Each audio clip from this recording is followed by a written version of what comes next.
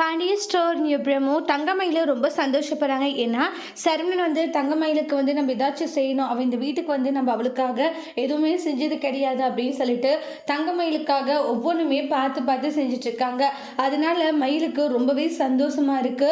மயில இருந்துட்டு, "மாமா நீங்க உண்மையிலே எனக்காக தான் இத செஞ்சீங்களா?" அப்படின்றாங்க.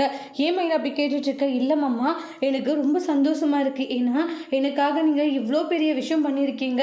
என் மனசுக்கு எவ்வளோ சந்தோஷமா இருக்கு தெரியுமா?" அப்படின்ட்டு ரொம்பவே ஹாப்பியாக இருக்காங்க மயிலு. "உனக்காக நான் என்ன வேணும்னாலும் செய்வேன். அது இல்லாத நம்ம குழந்தை வேற நீ சுமந்துட்டு இருக்க. அப்போ உனக்காக நான் இதை கூட செய்யலைன்னு எப்படி சொல்ல?" அப்படின்றாங்க. சரவணன் இப்படி மாறினது அந்த அளவுக்கு ஒரு சந்தோஷமா இருந்துகிட்டு இருக்கு நம்மளோட தங்கமயிலுக்கு. இப்படியே கொஞ்சம் கொஞ்சமா மாமாவுடைய மனசை மாத்திட்டு மாமாவுடைய மனசுல இடம் பிடிச்சிடணும் அப்படின்றத சொல்லி மயிலை வந்து கற்பனை பண்ணிக்கிட்டு இருக்காங்க.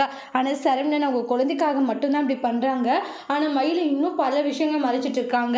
ஏஜ் அதிகமாக இருக்கு அவங்களுக்கு அப்படின்ட்டு நிறைய விஷயங்கள் மறைச்சிருக்காங்க. அந்த விஷயமெல்லாம் தெரிய வந்தால் கண்டிப்பாக நம்ம சரவணன் இன்னும் ஒட்டுமொத்தமாக நம்மளுடைய தங்கமயிலை வெறுக்க ஆரம்பிச்சிடுவாங்க. ஆனால் அது எல்லாமே மயில் மறைச்சிட்டு சரவணன் கிட்ட, "அவ்வளோதான், நாங்கள் இனி எந்த ஒரு உண்மையும் உங்ககிட்ட மறைக்கலாமா, நான் எல்லா விஷயத்தையும் உங்ககிட்ட சொல்லிட்டேன்" அப்படின்ட்டு பச்சையாக போய் சொல்கிறாங்க.